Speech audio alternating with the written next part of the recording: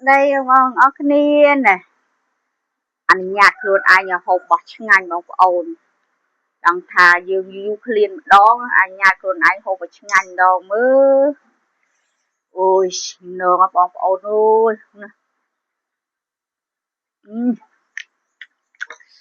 chết rồi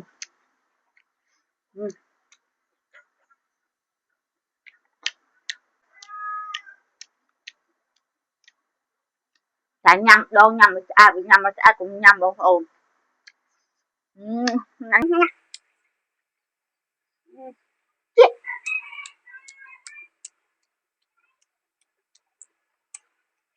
như tại được tay co bóng ồn này được tên là bóng ồn này nhớ nhá